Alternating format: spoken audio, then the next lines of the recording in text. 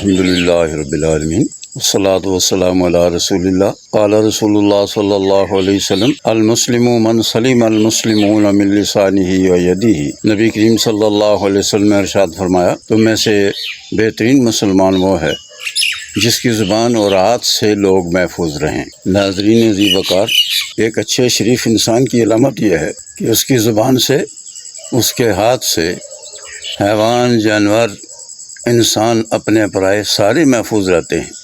وہ خود تکلیف برداشت کر لیتا ہے لیکن دوسروں کو تکلیف نہیں دیتا۔